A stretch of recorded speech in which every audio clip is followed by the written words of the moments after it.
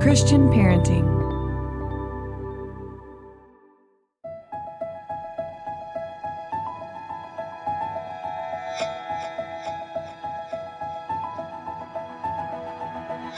Welcome to the Living Wholehearted podcast. We are Jeff and Tara Matson, a husband and wife team who is shrinking the integrity gap in our own lives and helping others do the same. I'm a leadership and organizational development coach, and Tara is a licensed marriage and family therapist. We believe that if you have a following, you are a leader, and how you lead matters.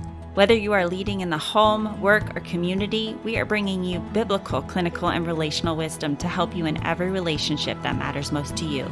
None of us do this perfectly, but we are leaning into the reality of our humanity and profound wisdom of grace.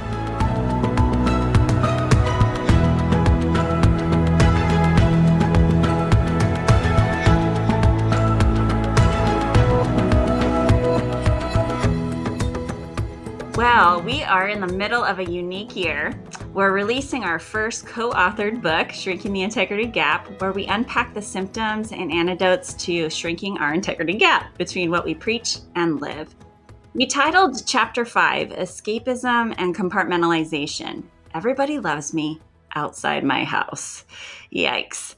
Today, we're going to dive into the oh-so-easy struggle with giving our best to the outside world and all of who we're leading, and leaving our crumbs for our families. To help us in this discussion, we've got some very special guests with us today. Currently the president of Family Life and 20-year veterans of Crew, David and Meg Robbins have been married since 2001. They're raising 4 children between the ages of 4 and 14, so they've got street credibility here, people. Welcome to the Living Wholehearted podcast, David and Meg. Thanks for having us to talk about something that we are certainly qualified about, the crumbs left on the ground and having to pick them back up. So this is good. Okay. All right. So we're in good company today. Good. Well, before we start, we always love to hear a little bit of your love story. So tell us a little bit how you two met and you decided to actually marry each other. Well, David was actually my orientation leader when I was coming into college as a freshman, and he was a junior. You know, I wouldn't say that the sparks necessarily flew during orientation, but in the fall. What's true, though, is that I did make an impression. I was reading the roll, and it said Mildred. And I was like, there's no way this freshman girl's named Mildred. And that is my legal first name. Mildred. I saw her full name, and I was like, the initials spell Meg. I'm going to go for it. And I called out Meg. And I'm just standing there because I'm like, well, I know that his paper doesn't say Meg because my entire life, the first day of anything, I'm Mildred. And I have to say, oh, I go by my initials, MEG.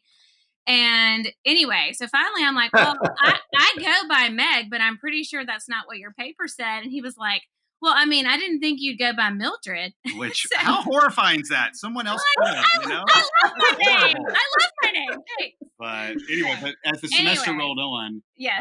You fortunately had a lab on a night with the campus ministry that I think you would have gotten involved in. That's true. Naturally. And instead, you checked out Crew, which I had gotten involved in the year prior and was beginning to take up some leadership roles in. And so that led to... Well, and Crew tried out co-ed Bible studies that semester.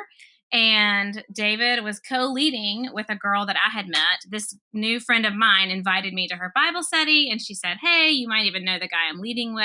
Everyone at that time called him D-Rob. Some people still do.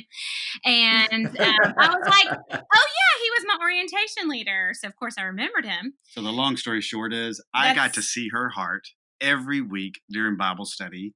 And and I just started getting very attractive. I got a little weird and overzealous about boundaries, and I stopped inviting her to things because I was afraid I was going to cross a line. That's true. I was getting left out at socials. They have these fun events, and I didn't get invited. But that's okay. It was worth it in the end. Because the day that Bible study ended in December, I asked her out, and really we dated for 3.5 years. That was it. I was a freshman. Woohoo!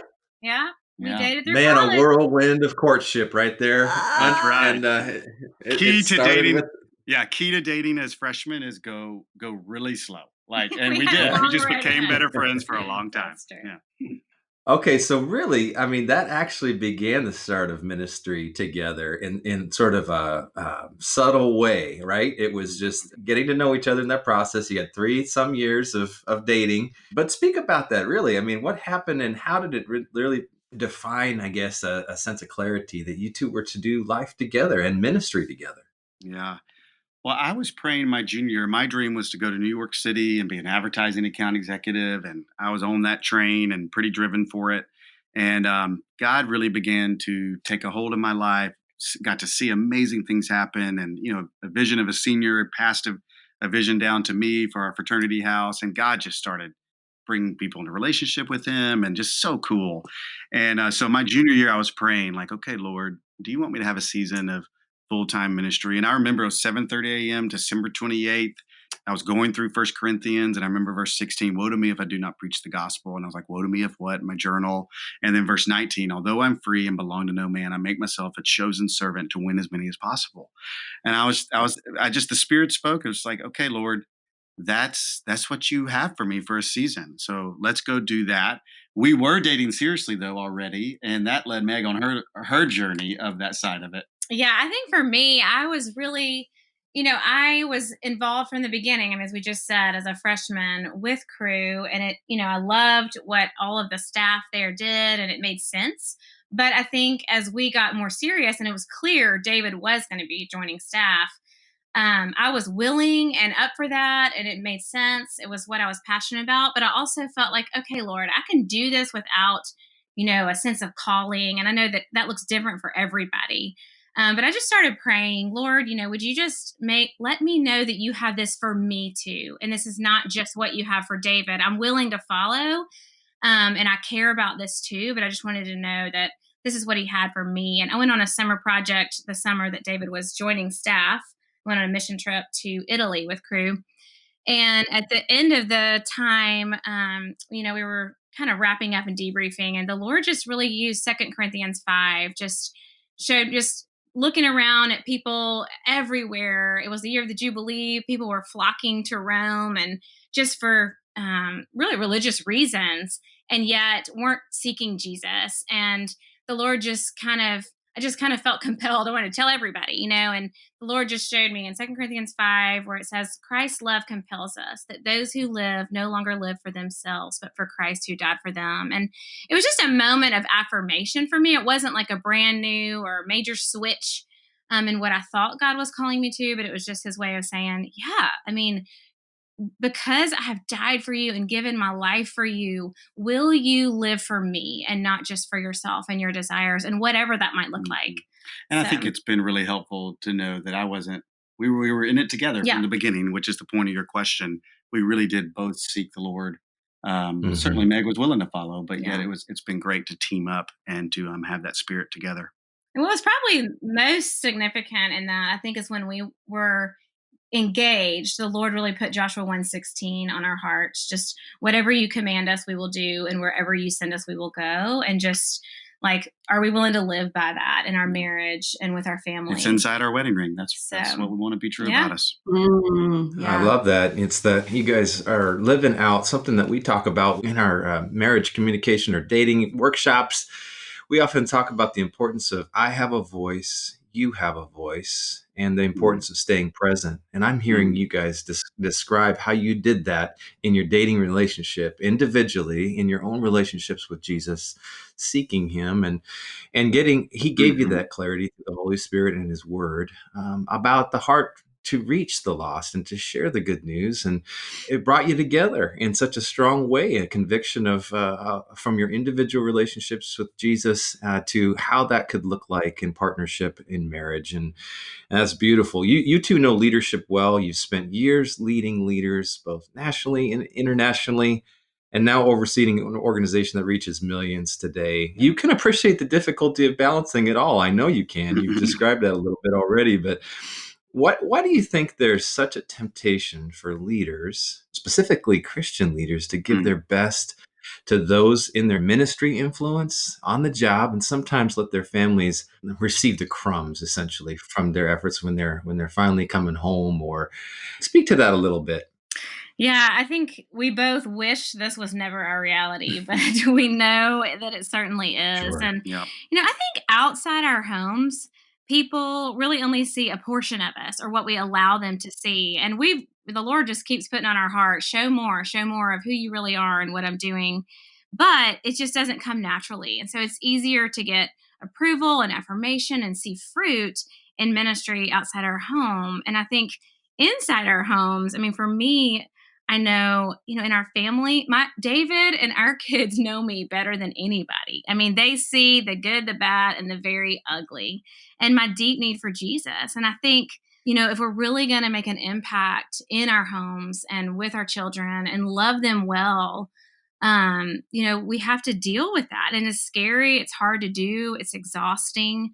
But I think we have to face, our deep need for Jesus and our brokenness.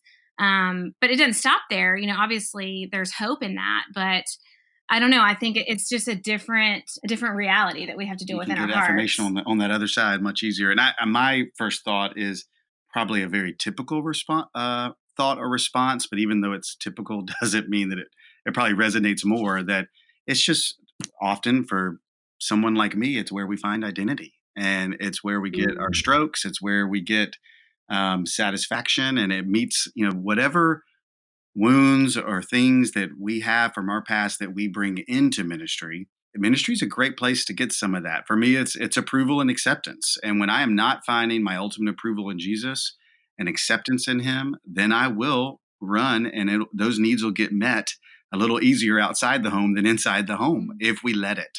Obviously, that's not what it's intended to be, but I think that's what often happens. And I just think something practical in the solutions. Just, are we willing to pay attention to the wake up moments?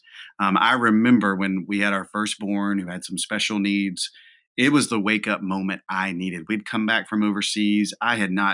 Meg thrived overseas, and I had not entered her grief at all. I was getting to lead, and I dived right in and was building this team. And she, we were in it together, but she was hurting and I wasn't paying any attention at all. It took me, having a special needs kid to kind of wake up to the reality of, oh wait, things aren't right. And I just think, all right, by grace, God gives us those wake up moments. I'm always praying, Lord, let it come sooner than later. Don't let me be develop hard-heartedness and stubbornness. Make me be quick to repent. And that was a key moment. And there's been lots of others. And are we willing to pay attention to them? I so appreciate that. The willing to pay attention, the prayer of humility to say, help me to not develop that hard heart and to stay tender towards you, Lord, but also to your wife. And I love just the humanity you guys are talking about. It is so normal and typical for us to want to find our identities outside of just Jesus. Right. and our homes don't really provide a lot of affirmation, when you're raising kiddos and they aren't appreciating a lot of what we're doing for them yet. Speak about it a little more practically. You are leading significant ministries and you are, got kiddos in the home right here and now. What do you guys do in your day-to-day life or in your monthly rhythms that help you keep the main things things? I mean, I would just say one is to indulge in the ordinary. Like, do we as leaders fully embrace our humanity and how ordinary we are and make rhythms in life and practices in life super real? And, for me, that looks like when there's not travel, it's all right, I'm committed to take the kids to school. And that time that can be used along the way, as we take kids to school in the morning is a big deal. And yes, I got plenty of things I could do if I started my day earlier. But really, that's just one of those internal commitments that we've made as a family. When it comes to hard cutoffs on the day, yes, there's seasons where that's not the case. We have some pretty serious hard cutoffs unless we're traveling. Like when we're traveling, we're full tilt, and I play a lot of catch up. When not, it's going all right. Are they really my most important relationships? If God and the covenant relationships He's given us, and Him being a covenant relationship too, are the most important relationships, am I really placing those in core priority? And that is just we will constantly be tempted to drift from that. And the pulls on us as leaders will always be more. Whenever withdrawals come out, do we have the rhythms, ordinary, just we're normal people, full of dignity and depravity? Do we have the ordinary rhythms that put the deposits back in? It's really, really good points. The ordinary rhythms. I love that. And I share that same thing that you just described, the taking the kids to school, for example. We live a little ways out from school and chosen to drive the kids to school when they were going to school. COVID has changed that a little bit here. Right. But we'll get back to that. But there's something special that happens in that 15-minute little commute each day, and to not miss the moments, right? And that's the staying present in the ordinary. And I love that.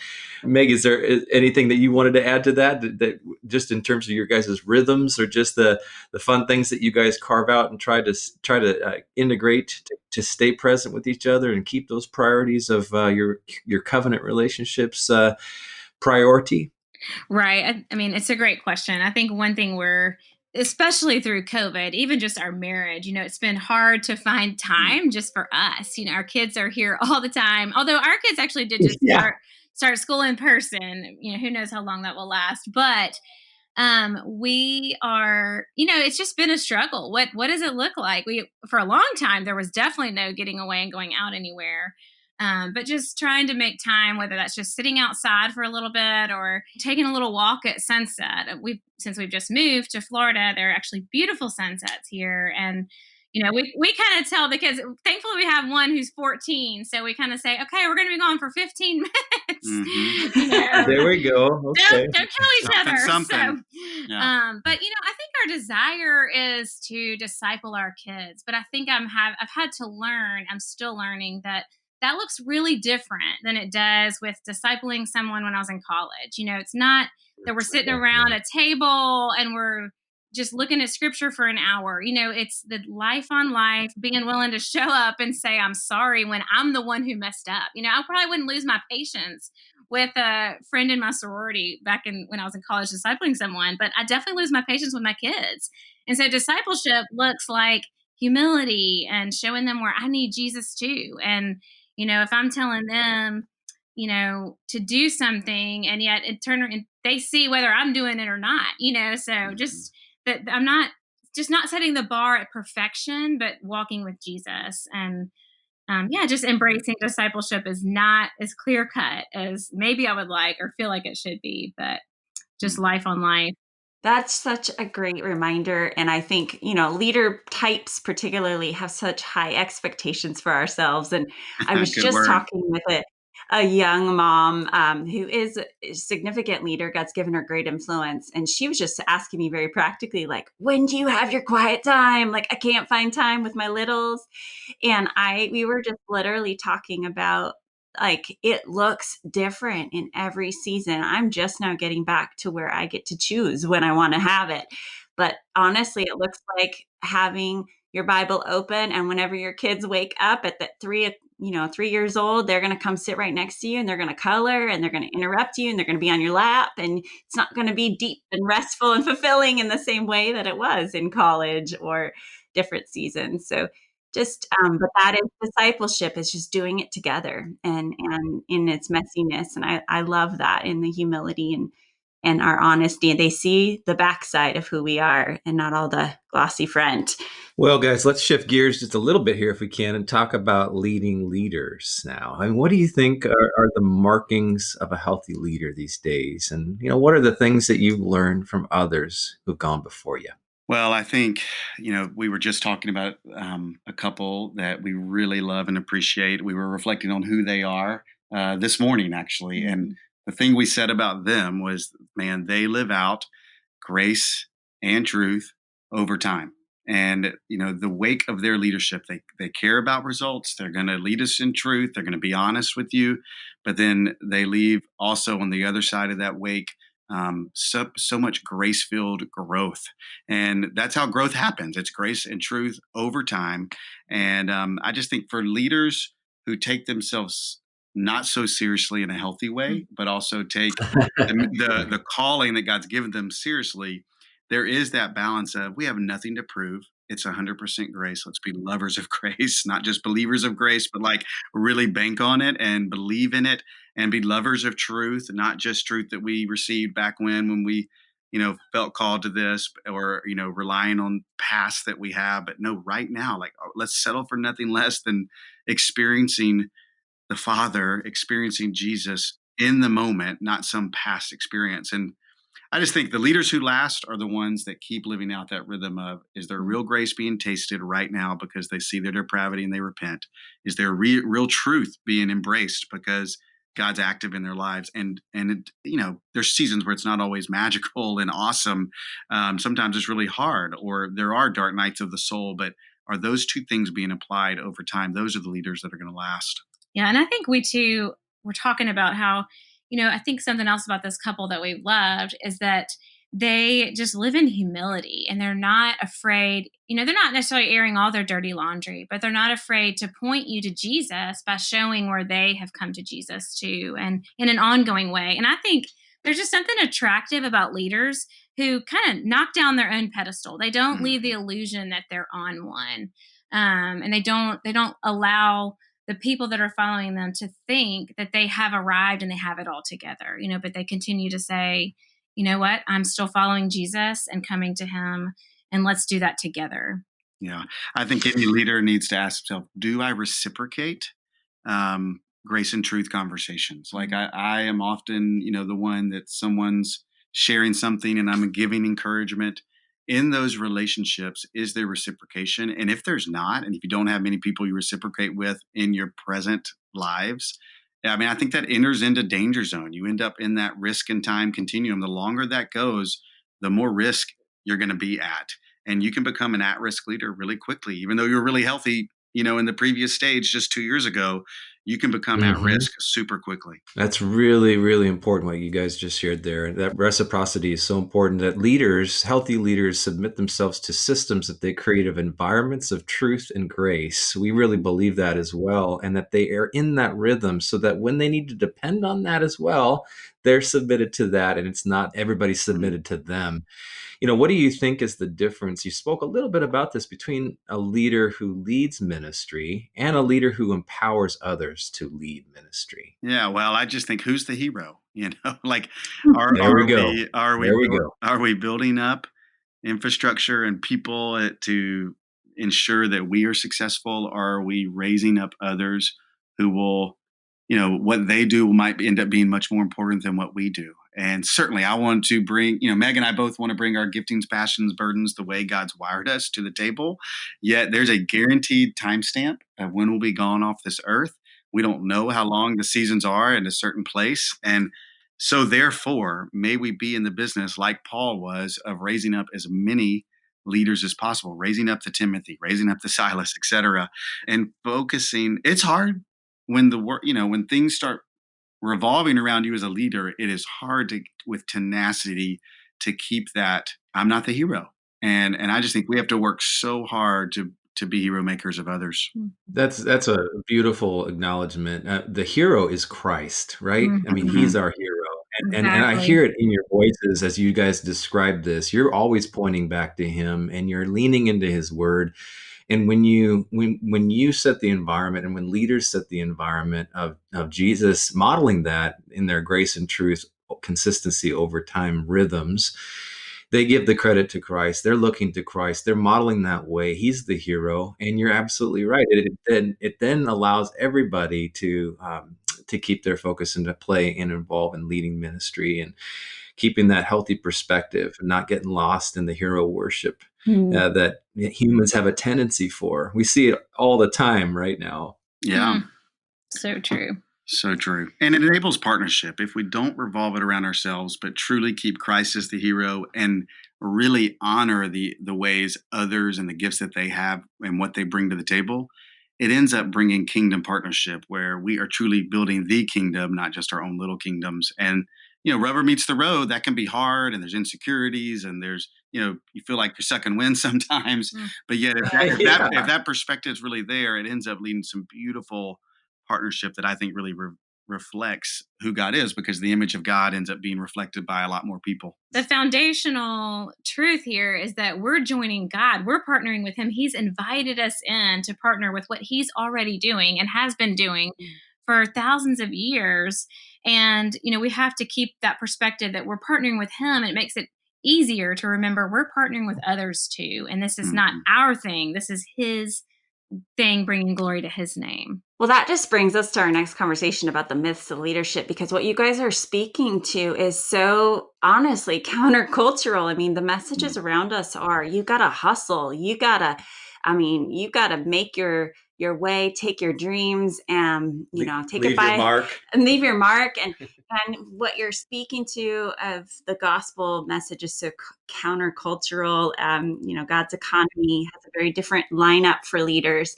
And, the disciples, are saying, I want to be first. Who gets to be first? And Jesus is like, yeah, not so sure you understand what that means.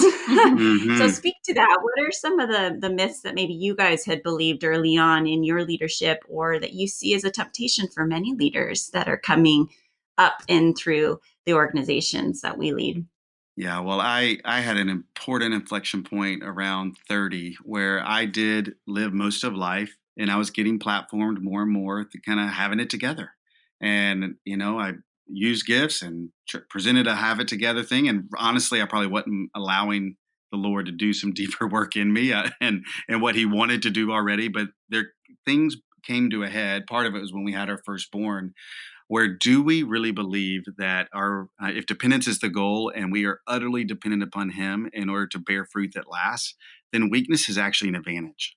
And how do we boast in our weaknesses if we really do believe that his power is made perfect in our weakness? Because I think all we want as leaders is for his power to be ushered through us and give glimpses of glory to the world around us. Like, that's all we're asking for, Lord, and he's given us kind of the template, and that is boast in your weakness and let them see how crazy my gospel is. Let me see how crazy my love is. Show them through your lives. It really flipped the script for this past decade of weakness being an advantage, and us not just being seeking, not just to be transparent and telling stories that are authentic from the past, but to actually be vulnerable, where we're telling stories in our current and how the Lord is meeting us there. And that's hard to do. I mean, that is a truly, Yeah. you can get hurt when you're vulnerable. There's a difference in transparency and vulnerability. And there's right context every now and then.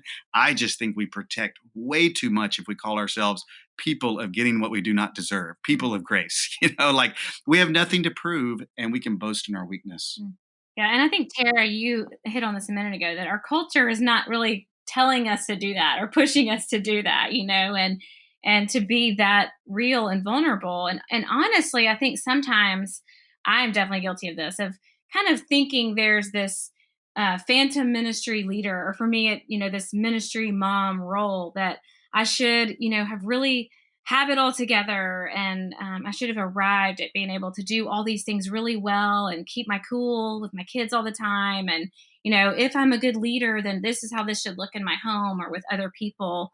And it's just like putting that out there, and knowing that's not true, that's not reality, that we never stop needing God's grace and needing to depend on him, and that our weaknesses, like David said, they're an advantage because they can push us to him even more and really put people's eyes on him and not us. And even in our homes, I think it's hard to do that sometimes, not to pretend like, I have it more together than I do. I certainly don't.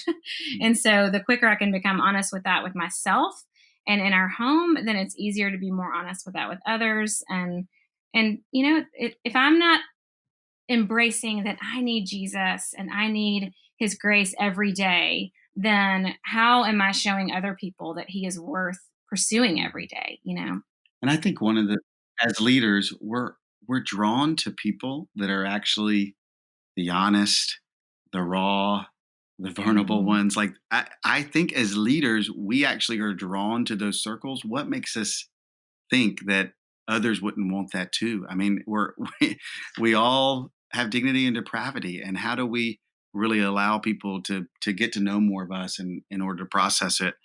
There should be a healthy approachability to leaders, no matter how big in the game you get, and I'm just convinced of that. That's so good. Such a great word for us to kind of point to. And I was thinking a little bit just in one of my myths that I think I thought that I would not have to deal with my weaknesses the more mature I got in Christ. But I think we forget that weakness is equated to our humanity, and it's different than being a sinner, sinning. And we still continue to sin, but there's just the fallen world of being broken and learning how to just be raw and real in the moment and grieving.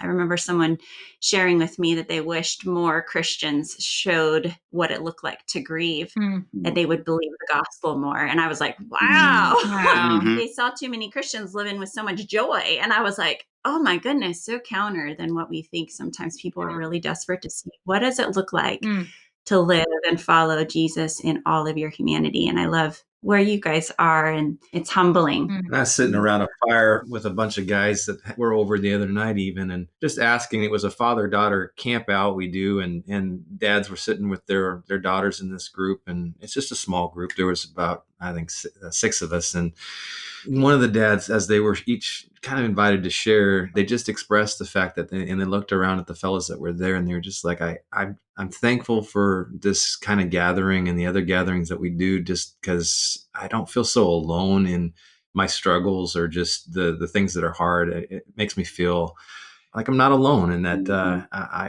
hear other people, how they're addressing their challenges with God, and it gives me an idea and some comfort, and this is a younger believer, and he's sharing that, and it's just awesome to hear that. We need that, and that's what you guys have done here for our listeners today. You guys, as a couple, been at this for a while, are talking about what's happening right now, and David, you articulated this too, just to say not to just keep working from the past, but where are we at right now, and what are we dealing with right here in the moment, and staying present. I want to ask each of you before we transition and finish today's interview, what, knowing our audience, we work with leaders, and that incorporates anyone with a following. So we're talking about parents, we're talking about couples, we're talking about families, we're talking about CEOs, and as you think about a word of encouragement, I'd like to hear from each of you here. What's a word of encouragement that you would have to our audience in this? Yeah.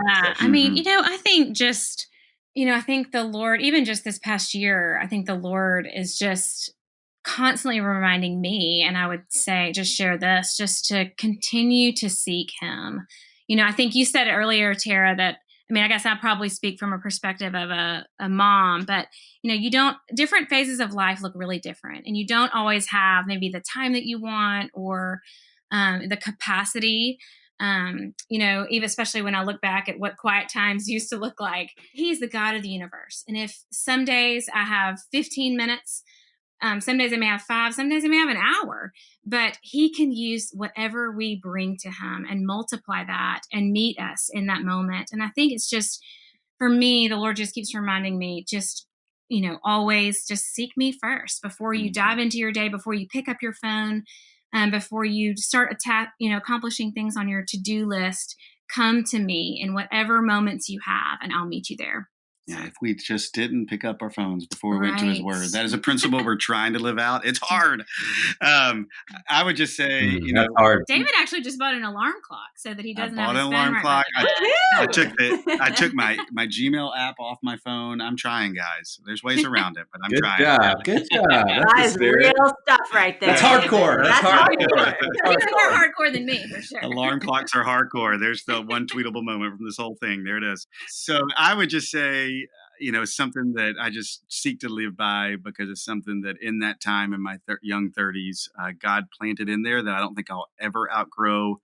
And that is not just being a believer of God, but a lover of God, because lovers show and tell the things that they love. And way too often I know all the things to do, and I can, teach something off the cuff, and I'm good at doing all the right things.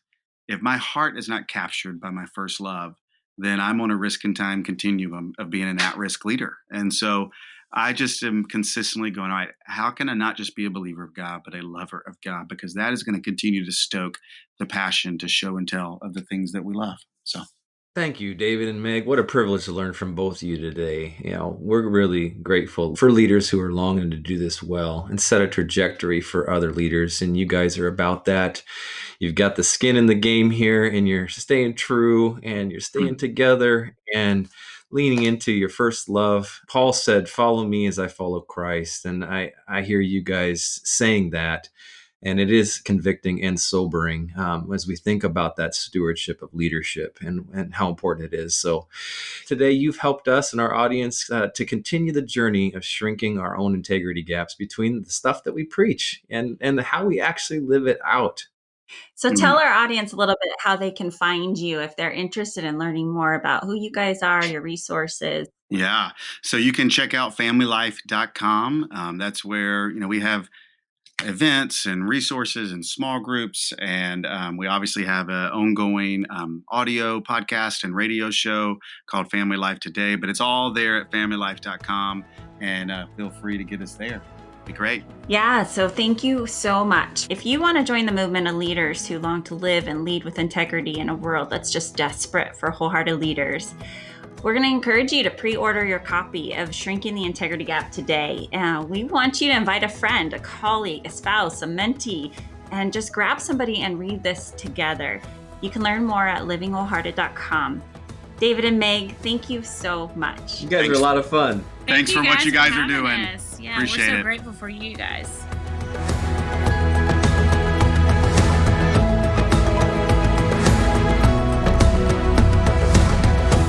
This podcast is powered by Living Wholehearted, Courageous Girls, and the Christian Parenting Podcast Network. Thank you for joining us in this critical movement of shrinking our integrity gaps between what we preach and live.